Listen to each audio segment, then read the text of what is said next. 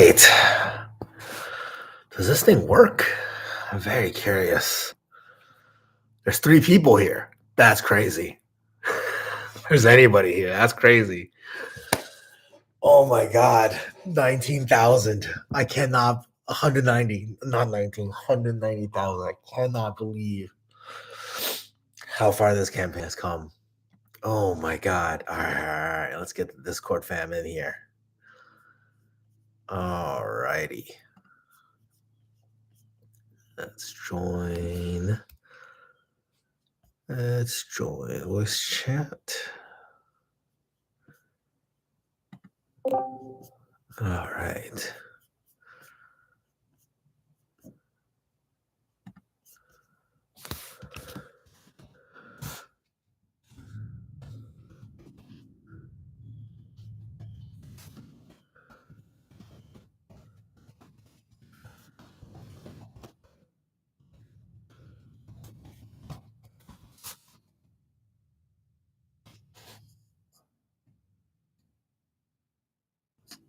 Oh boy.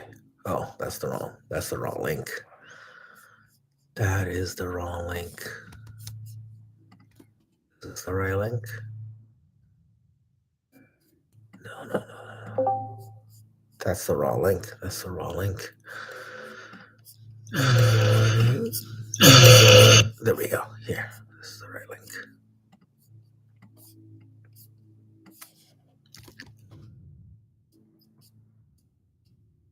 Morning, Pika. Oh, why did I set this campaign to end so early? I just crawled out of bed. It was way too early. There was some good reason for it. But in retrospect, I don't think it was a very good reason. When is it ending? Noon EST? Yeah, it's ending. Yeah, so 11:47 EST. So I'm EST. So I was thinking, yeah, I would end it. Yeah, I am scared of even numbers, like even hours. Oh, okay. Because I always feel super inorganic, so I always try to pick some random ass like minute number. Oh, okay. I think at the time I was thinking I would at the time I was thinking if I set it to end in the morning, then the 48-hour left notification remain that gets sent out to all the followers. Because yeah, all the Kickstarter follower gets a notification 2 days before it ends, 48 hours before it ends. That notification gets sent out in the morning. And I was thinking people are more likely to read emails they get in the morning than they do in the afternoon. Assuming nearby time zones. Yeah.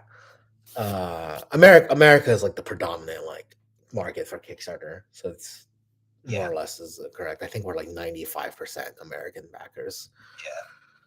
But like yeah, it's weird because like I don't know how big of a difference that made. Cause like I think most Kickstarters tend to end in the afternoon. Yeah, I did a lot of research on it, and most people will end in the afternoon. But this was like one thing I was like, maybe this is the way to go. But KickTrack tells me, can I share my screen on YouTube somehow? Let's see. Oh wow, people are here. Yes, link was found. Thank you guys.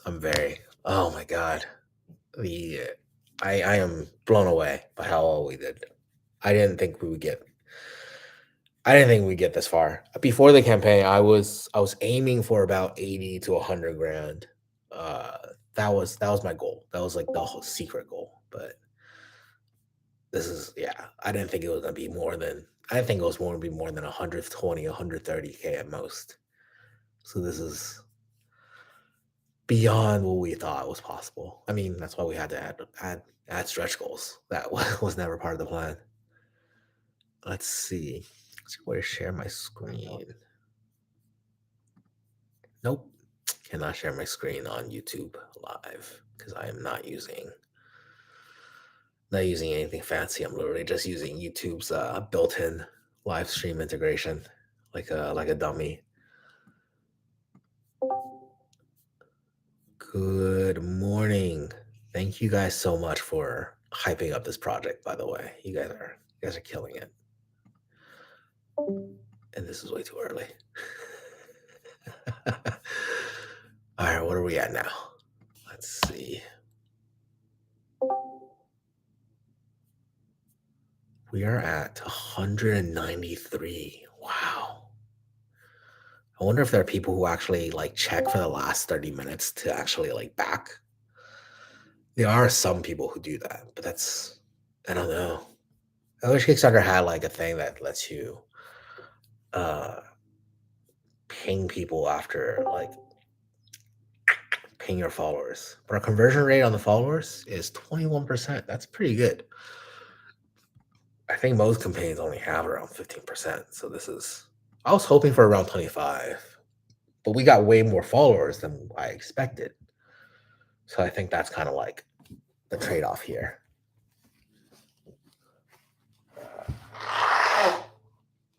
Blow my nose off camera. All right, so it's the last day. I guess this video will get saved onto the channel, I think, but I guess I'll just answer questions or talk about this campaign because I know behind the scenes stuff for Kickstarter is always really interesting to me personally.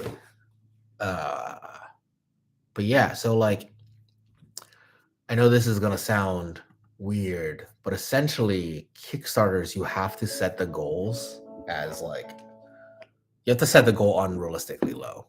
So a lot of board game Kickstarters, like some of them have literally been canceled even after fully funding because they don't actually reach their internal goal. That might be that might be kind of common for people, but like that might be common knowledge. But like yeah, Oh, this podcast has been going on my phone speaker, not. Morning, Chris. Chris is the designer of React, the lead designer, and he hung up. But yeah, I needed about 95 grand to break even on everything, on the investment essentially. But 20K was like the fake goal. And I think I set that actually a little too low. Looking at more Kickstarters that have been going up recently, people tend to use 30 grand, 25 and 30 grand. I just wanted to use 20. I was debating between 25 and 20 for a long time.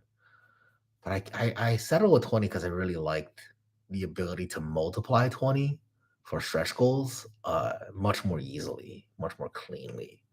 Because I feel like if we did 25, our stretch goals would have needed to be like every 25 every quarter. Whereas with 20, I could make them every 40. And I didn't have that many stretch goals planned. Like I really hate stretch goals that are like, here's, like a tiny little thing, or like the cards are going to be a little thicker. And I was like, I'm going to make these cards as good as possible. I really care about card quality. So it's like, and like I was always going to make the box spot UV pointed. Like the social campaign goals were more or less kind of fake, except for the token pack and the augment ability cards. That was something that I had in the back of my mind as something we could add as a stretch goal, but they didn't feel really substantial. And so I'm glad I got to put them somewhere. But like, yeah, I'm gonna do spot UV. Like I think spot UV looks amazing. It's super sexy and it's not that much more expensive. It's like a couple, maybe like 10 cents extra per box. But I mean, every dollar you put into manufacturing, you have to like 5 to 10x it for the MSRP. So like, if something costs 25 cents to produce, you have to add like $2 to the MSRP. So like, it does matter. But not crazy amount. Welcome back, Chris. Want to say hi? I know you're at work. Amazingly, I didn't realize you would have to go to the office between Christmas and New Year's. That's wild. I took this week off, as I always do. Let's see. Do you have any questions? Yeah, I'm really excited about the little tokens packs. It's very the token pack is a very fun inclusion. Yeah. We're gonna do some field centers. Chris has actually made some React field centers to take to his Yu-Gi-Oh tournaments, YCSs, and now we're gonna give it to everybody. Who is my personal favorite artist to play as? So I like Calligrapher a lot because I think she's best girl. But if it's to play as, think I actually think I like. I think I probably do like Calligrapher the most to play as because she's got like all these cool kit abilities that like really lets her interact with the base system of React in a very unique way. And she kind of has all of our basic design philosophy. So a couple of our core design philosophies for characters that we've ended up agreeing on over the course of development is every character needs a reaction to dodge damage in an interesting way. So most of that is by moving, right? But a simple react to move anywhere is incredibly overpowered and also is very basic and vanilla. So you don't want to give that to too many characters. So like a tagger has it, and that's it so far. And so her of like reacting to move everything that's been inked is really interesting. So it's a really, really good design. A second design philosophy that all characters has to share is they have to be able to move their opponent somehow. Because this is a grid-based chess-like game. So being able to move your opponent in this game is kind of like if you have a character who doesn't have that in any meaningful way, then it's possible to have a matchup that's basically impossible. Like you, so we want to make sure that every character has that. And so her flowing ink accomplishes that like in a really simple and elegant package that's very unique to her character that also interacts with her unique system, her inks. So I really like that. So like as a character and the design, I really, really like her the most. So I also like playing her as well because I've internalized her abilities in a lot of ways.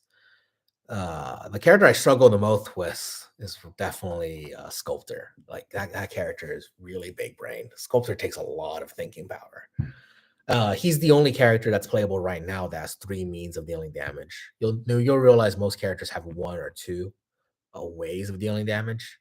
Like Calligrapher has her inks, and then she has an ult that does damage. Tagger has his power mural, and his ult does damage.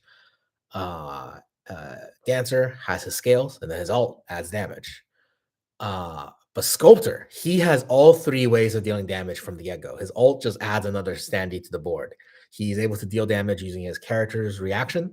He's able to deal damage using his explodey intent card, and he's able to deal damage through his summons. So, like, as a character, he is the most options overwhelming. He has a ton of options going into the game, but he's hard to use. So he's very, very, very, very hard to use. Let's see. So, who do you struggle the most to play as? Yeah, so that's Sculptor. I have no Kelvis says I have no context on how board game design works. It's okay, neither do I.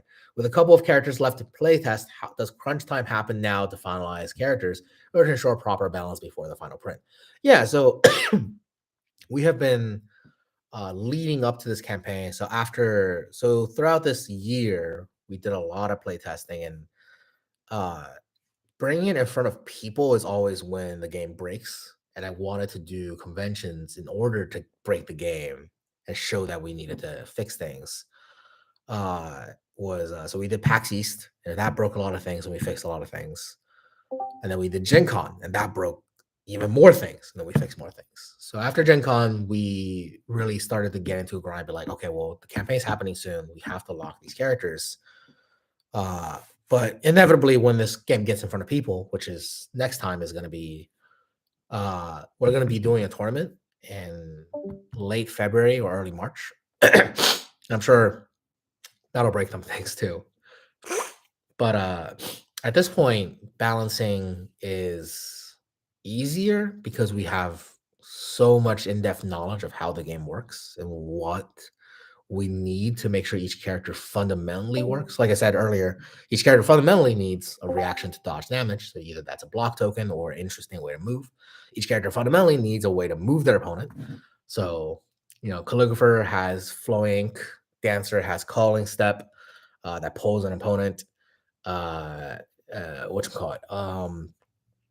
Uh, Painter has the shield that can bump enemies. Tagger has the journey mural. When he lands, he can move anything else.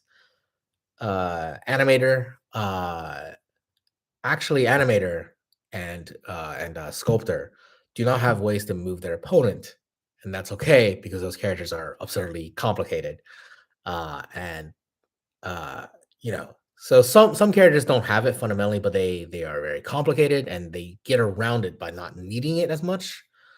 For example, they both have range attacks, therefore they don't need it as much. If you don't have a range attack, you basically really need it. Uh, but Painter, for example, has a range attack. That's why her movement is very melee focused. But yeah, so crunch time. We've got about the next four months before we send everything off to the printer. So we're gonna be spending about a month on Tattooist, a month on Fortune Teller, then a month on DJ, and a month on Storyteller. So 1 month per character is kind of how we've been pacing ourselves. I think we'll be more or less fine. For the tournament, it'll just be the base 8. We're not gonna include DJ and the Storyteller in the tournament. And so just got to make sure the base 8 is really locked because the base game is what's going to be sold the most after this campaign. Like I'll bring it to conventions, I'll sell it online. So yeah, let's see. Next question. Uh, yeah, try out Sculptor. Yeah, Sculptor is very complicated, but he's got so many tools compared to other characters. What do you think about the Storyteller and Cosplayer gameplay wise? So Storyteller, I wrote up a first draft for, which I don't know if it's any good.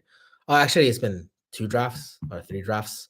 So the latest version is still in draft mode, but the idea is that she's got these Wonderland tiles similar to Tagger.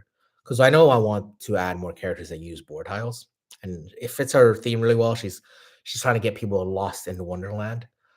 Uh, but whether or not that means it deals damage is weird, right? Because dealing damage with things that are based on board states and using passives is in general unhealthy because you can't interact with it. Uh, like if the passive was just you take a damage anytime you step into this, very unhealthy because that's not on the stack, right? Abilities that move you would be on the stack, but that's harder to properly interact with because when it resolves, they can resolve it in many different ways. And so having you lost in Wonderland has to do something else, unless we want to balance around it being overpowered as hell. So right now, it prevents you from refreshing or drawing. I'm not sure which one yet. Both of which might be really toxic too. I don't know. But the idea is that she uses board tiles, then you're trying to get your opponent to get lost in Wonderland. The cosplayer, uh, the cosplayer I didn't think would win. I actually thought either the photographer or the chef would win. I don't know. A chef with like temperature power seems really straightforward, and like I thought that's one of my old OCs too. So I really thought that would win for sure. I'm very surprised the cosplayer won. So now that the cosplayers won, we need to make sure the cosplayer has kind of a Kirby-like effect because I think that's just really cool. Because the other option is just have the cosplayer be a form-based character that just like cosplays some very popular IPs like some Demon Slayer cosplay, like a My Hero Academia cosplay, etc., etc. Uh, but now with yeah, I think you underestimated your target audience when it comes to cosplayer winning the poll. Yeah, cosplayer is very weeby, but like the poll was really close. Like it was like a 3% difference. That's crazy. Um, But yeah, now that we have her, I think a Kirby-like effect is really necessary because it's just very cool. It's fundamentally very cool. And so what happens is when we release her, she'll have a card in her box for every character in the base 8. So the base 8 characters. And then inevitably every other character that we release will need to have a card in their box that is meant to be given to the cosplayer. I think that's just what we have to do. Like cosplayer basically needs a unique interaction with every other character we ever release, which might be taking which might be biting off way more than we can chew. But I think that's the coolest way to implement it. Uh, let's see. Next question. Understanding that storyteller's license and probably roughest in shape right now, there are risks to give her the same love with stretch goals uh, and whatnot before release. So yeah, we were always going to include the storyteller. So there were a couple drafts before the campaign started. So she was always our ninth character. Uh, I don't think she'll be any harder to balance than DJ. And cosplayer, I think, will be hardest to balance no matter what, just because the concept is going to be very, very weird.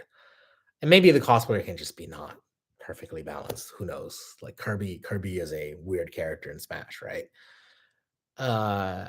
Will the cosplayer come out even though the goal hasn't been hit? Yes, we're gonna make her, and then the question is whether or not we can make her an add-on for this campaign. And that's something I have to talk with development team Chris and Eric to see if we have enough time to balance her. And also, that's something I need to talk to the artist about, to whether or not they can add all the art for her before we go to production. Uh, Ideally, the answer to that is a yes, but I need to actually talk to everybody first. Um, but if not, she'll be in the next campaign. Out of the characters who are mostly furnished in terms of balance, who is the hardest to get right? So the first 6, calligrapher, dancer, we locked pretty early on, although we still made changes and tweaks to them throughout.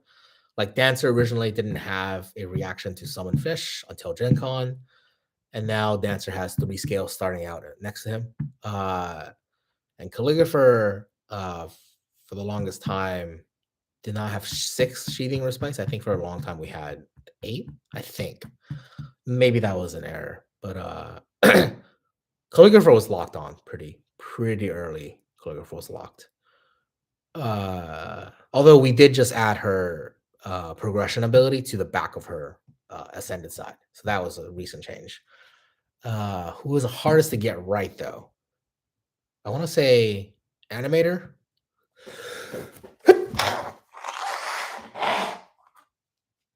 So far,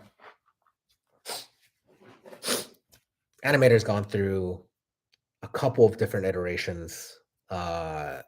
He used to have a deck back when all characters had a deck. So that is one thing that changed about him. Obviously, he no longer has a deck. Even without a deck, his abilities have been mixing it up here and there. Painter changed a lot multiple times, but it never felt hard to get there. Like Painter was cool before. Like she had a deck of cards as well. She was cool before. And then when she lost a deck, she was really cool. And then she gained dice, she was really cool. And now when she lost her inspiration tokens, she's still super cool. And like she's just gotten better every step of the way. And like every time we've changed her, we've definitely improved her. So like I really like her now. But that wasn't hard to get there. But animator I think was a little bit more of a struggle. Sculptor was like Eric's baby. He's our lead debt balancer, and like I think he just nailed it. Like after a couple, like we didn't have to change much. Like I thought about some changes for him, and then every change that we thought about, I think would have made the character worse.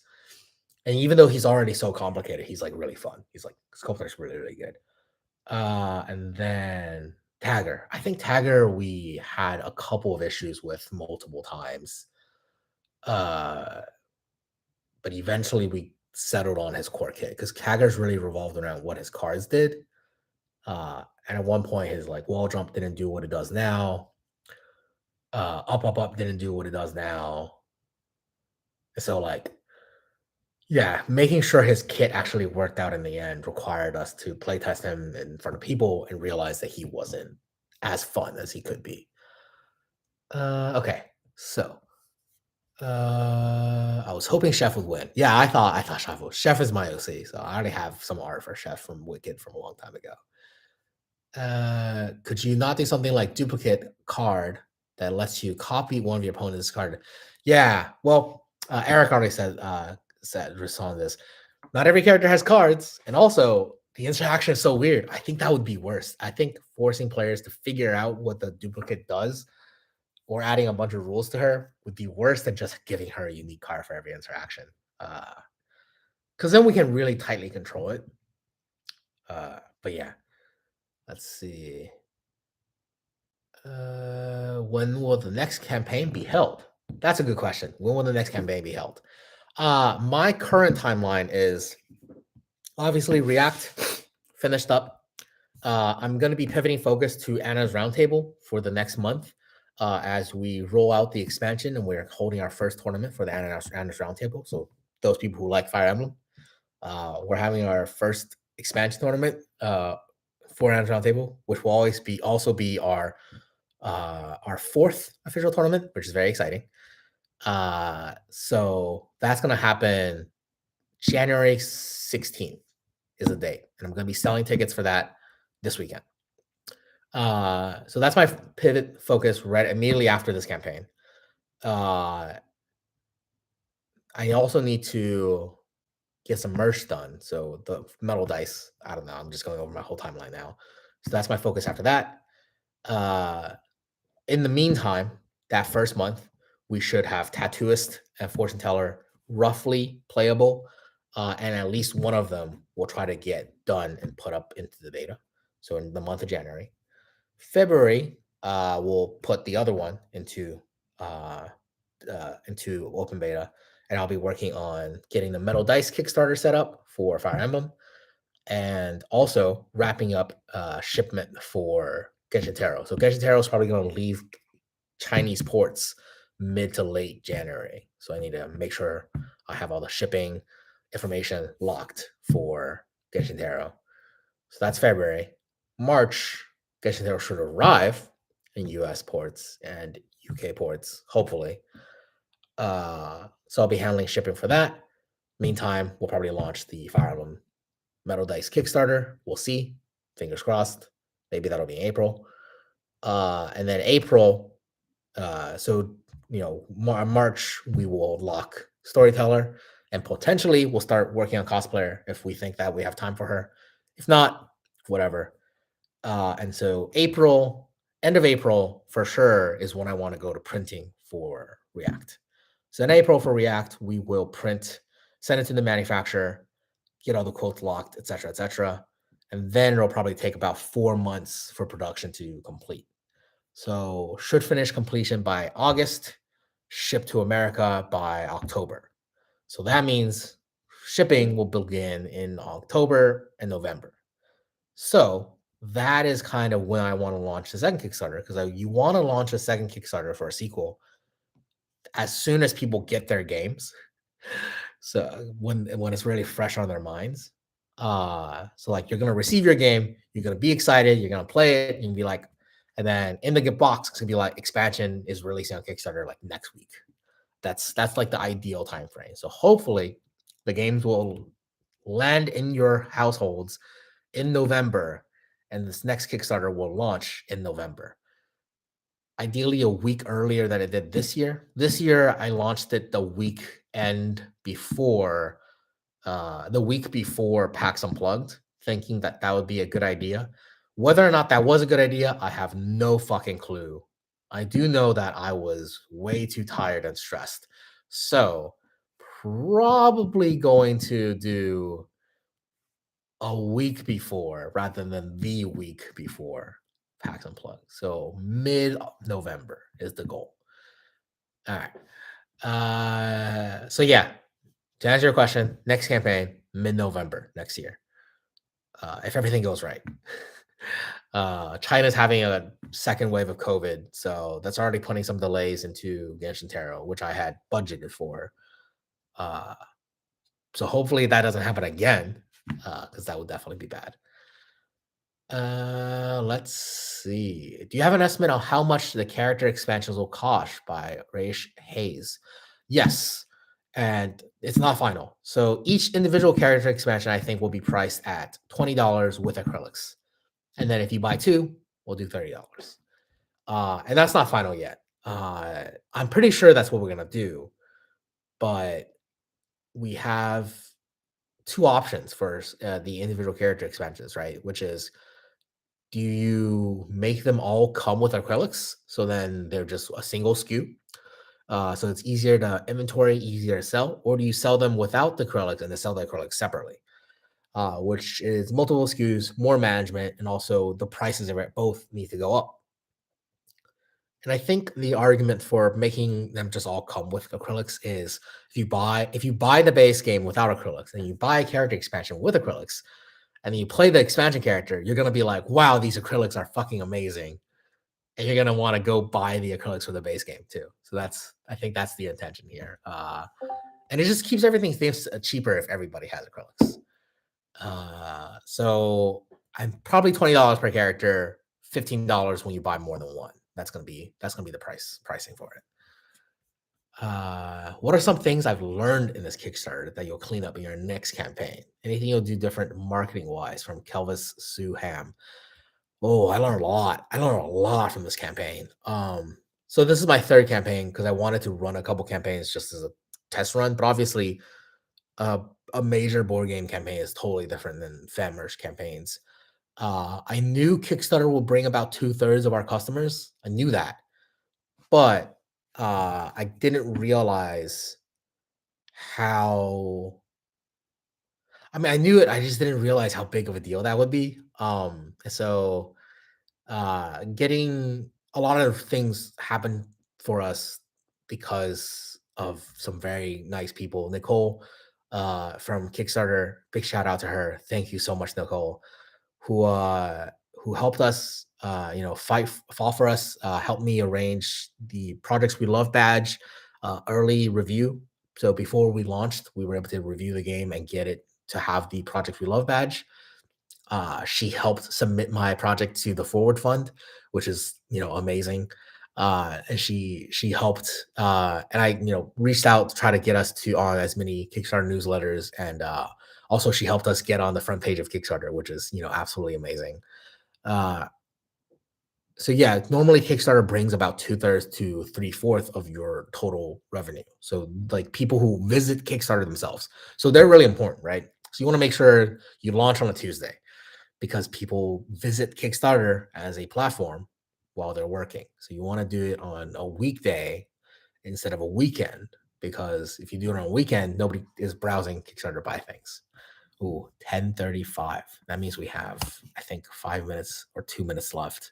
2 minutes left, and we are 194, 800.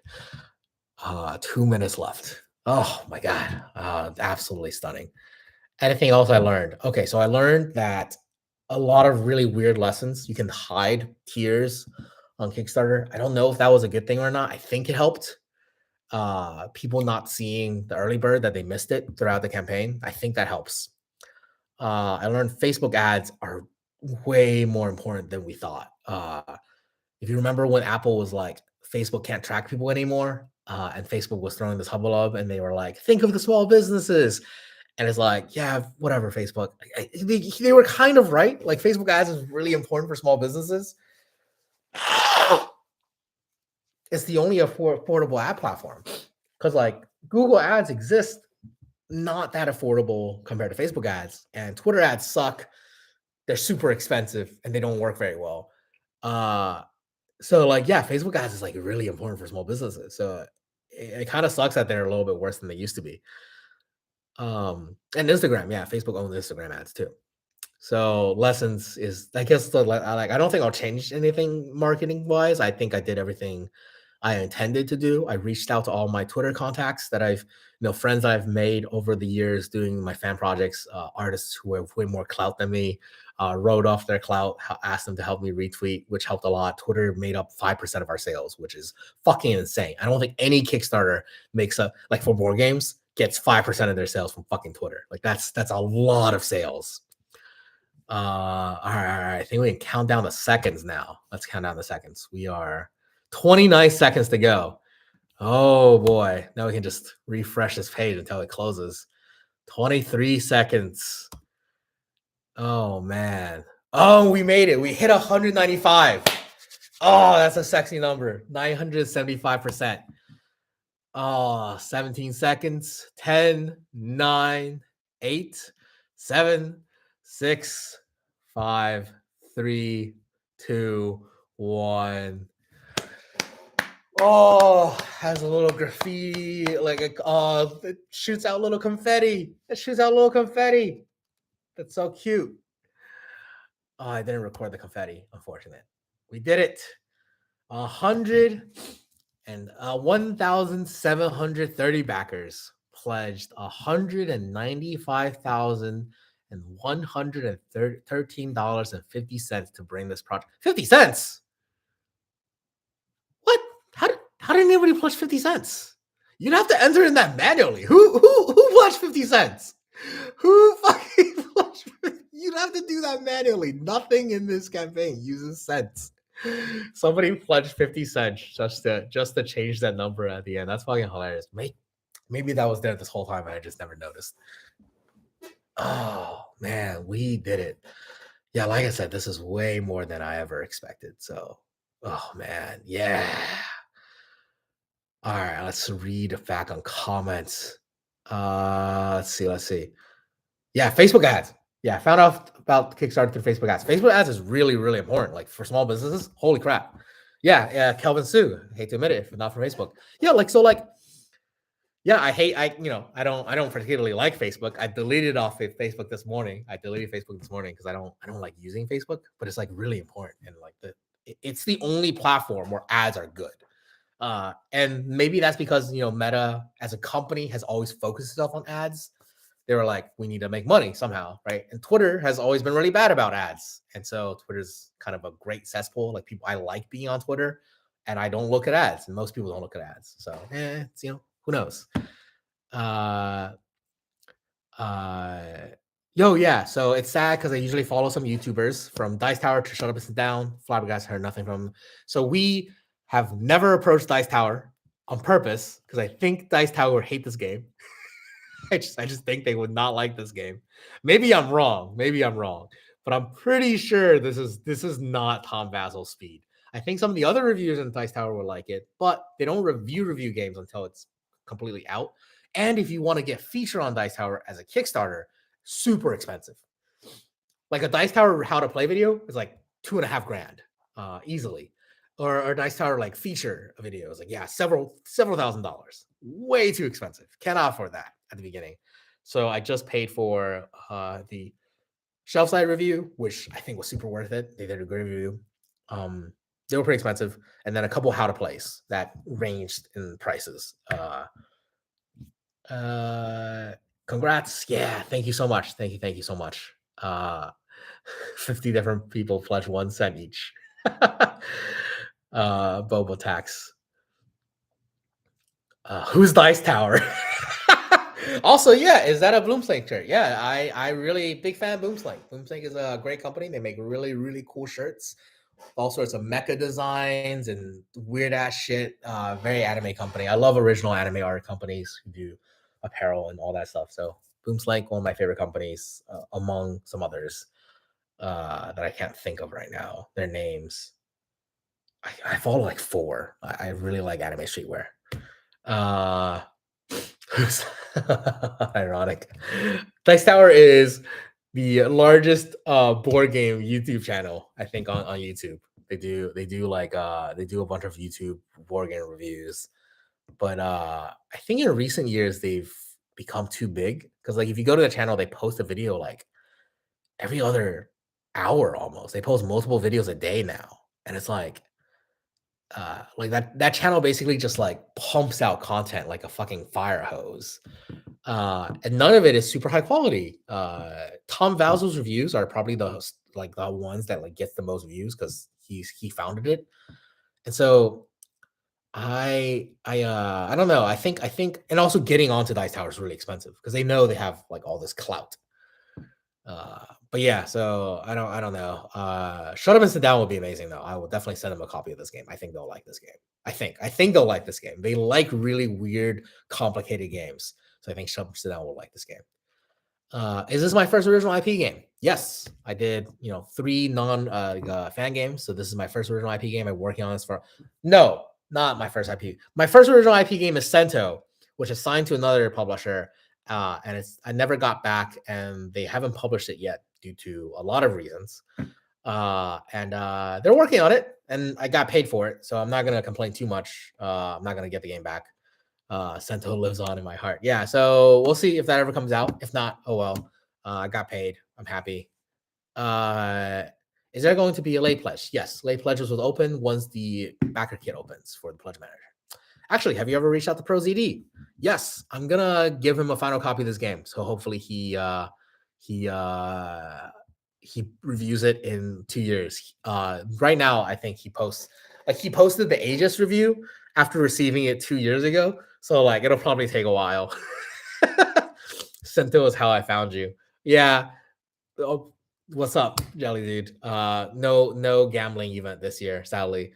But yeah, nah, we'll see. We'll see if Sento ever comes out. He still has the rights. He still wants to publish it, so that happens. MBT say he back the game. Definitely hoping he plays it. If he doesn't, I'll send him a copy. I'm not gonna send out free copies to all the people with clout that I can to try to clout chase for sure. But yeah, ProZD. Yeah, I hope he reviews it. I think he'd like it because he plays fucking trading card games and he makes fun of them all the time. So I feel like he'll like it. So I will definitely give him a copy once it's printed and out. He does take, I think, like, yeah, because he has like such a large queue of games to review. It's probably going to be like a year or 2 years before he actually reviews it. Uh, eh, I've been so out of it this month. I don't mind go Nice, 3 minutes. Yeah, we did it. We did it. You helped us break that 195. Oh man, very very happy with this campaign. We are 195K. This is so much more than I expected. Yeah, like I said, 80 to 100K was what I was thinking. 120K was like my high end goal for this game. So seeing it hit so early was a big relief, like a humongous relief. Like obviously there's a lot of numbers that you can do uh to like crunch to do predictions and estimations. So I did a lot of those. I did a lot. Like there are apps that help you predict. There are formulas that help you predict. There are things that like take a look at how many, emails you've collected so far. Like I know I have a 4,000 person mailing list. I have X number of people on like Discord, on social media, and like conversion rates. Like all these things you can project. So my projected number was like 78K according to GameFound total. And I was like, well, that's a little low, but that doesn't adjust for I have a more loyal fan base. And also I had all these ad campaigns planned out with YouTubers with and then MBT. So like the projection maps were somewhere between 75 and 125. And then it just blew past that. So like that is it just did a lot better than I thought. I'm very, very happy. And I can't wait for the game to get to you guys' hands. And I can't believe there's people in the stream, which blows my mind. I thought you guys would be talking too as well in the Discord. Last time we did it, we were all partying. But yeah, thank you so much, Jelly. And yeah, I am going to end this 45 minutes. We'll give 45 seconds. And yeah, thank you guys so much. Thanks for hanging out. Thanks for making this so much more successful than I think it has any right to be. As a first time indie game. Very different. And yeah, I am very proud. And very proud of the team, very proud of myself, very proud of everyone else who helped, and very thankful for everyone who helped. Let's get this game made. And then let's do I want to get it in stock to sell physically at PAX Unplugged next year and have that Kickstarter launch right before next PAX Unplugged. And it's gonna be good. All right. Thank you guys so much for watching. This was Brotherman Games. Until next time.